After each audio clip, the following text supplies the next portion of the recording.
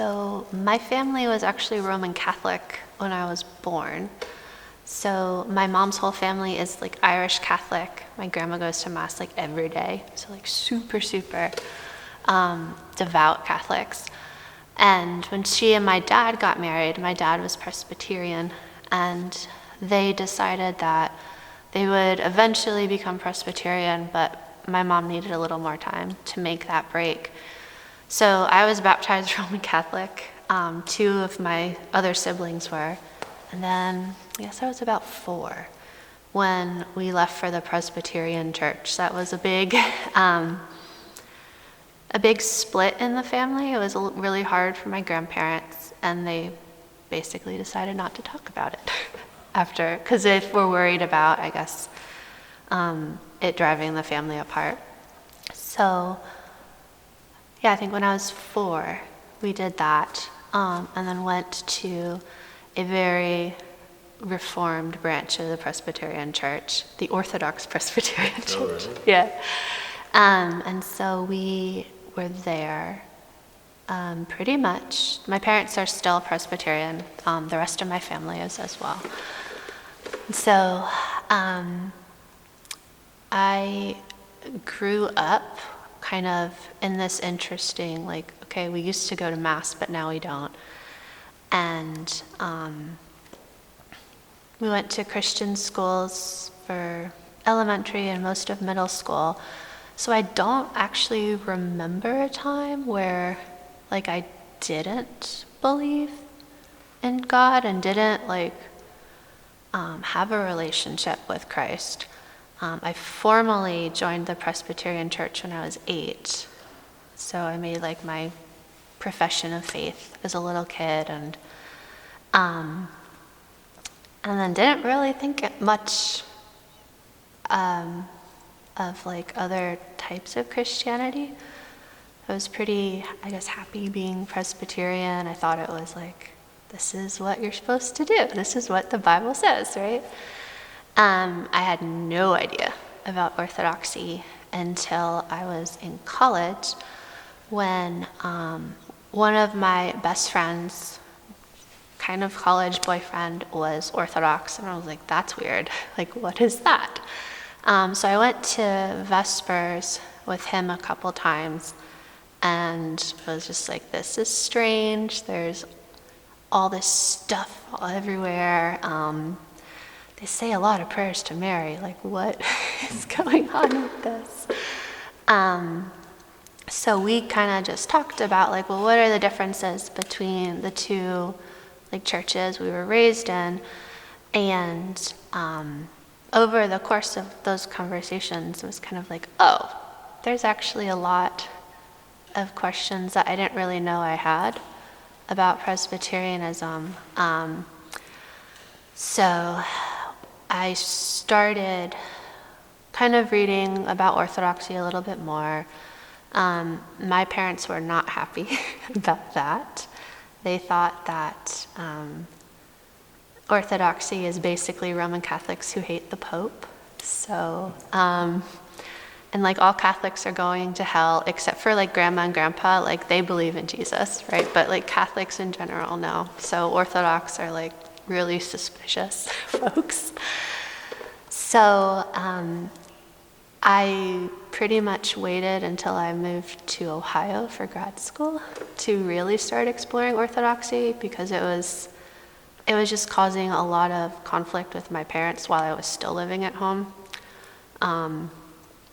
So I found a OCA church that was close to the university there, and for I think a semester I went to like Vespers on Saturday and then went to the Presbyterian church on Sunday, and it was really helpful to kind of see them in stark comparison to each other.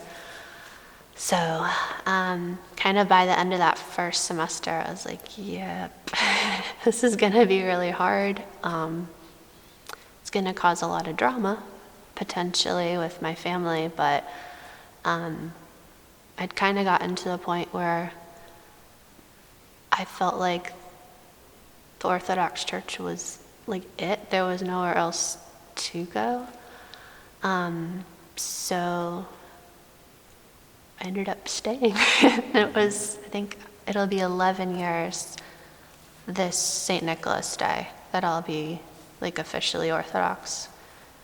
I think there were a lot of little things. For me, one of the biggest hang-ups was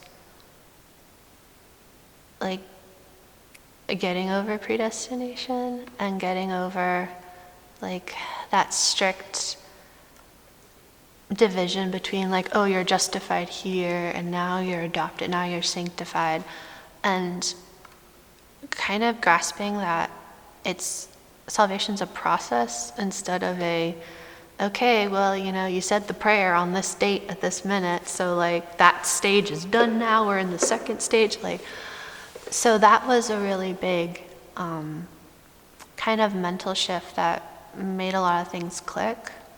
And this is probably going to sound really silly, but probably the biggest aha moment was, it's like, oh wait, God actually loves me?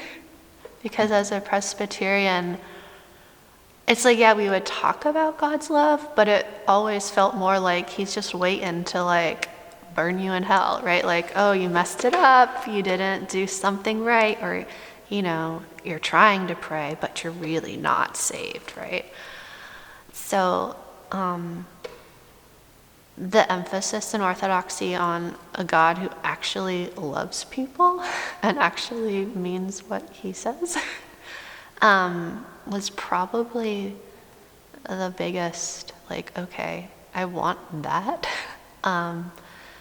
And that kind of made a lot of the other hurdles, I guess, things that we just could resolve themselves in time. Probably like everyone else who comes from a Protestant background, Mary was a little hard at first.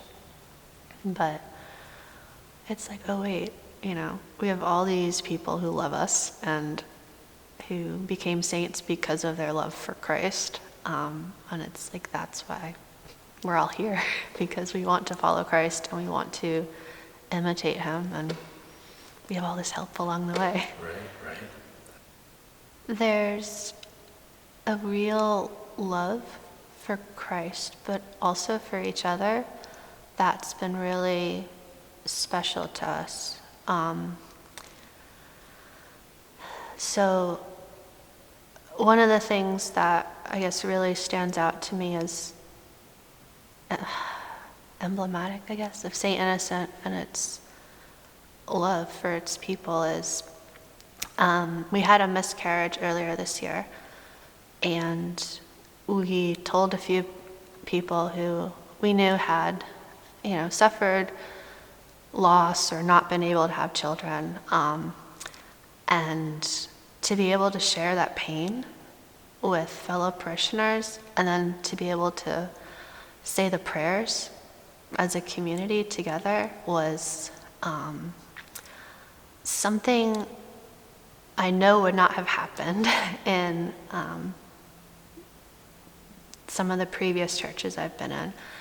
And I don't even think would have happened in every Orthodox church, that people would have been so open with each other so that when we went through that loss, we knew there were others, right? That we weren't alone.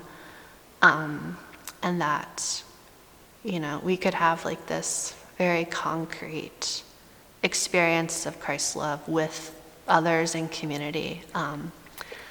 And I don't think we're the only ones who have that experience of like the church family coming together in difficult times, and happy times too, right? But when you're going through something difficult, to know that you have people praying and people just showing Christ's love. It was really, I don't know the right word here, but it was really meaningful to us. And like I said, kind of just made us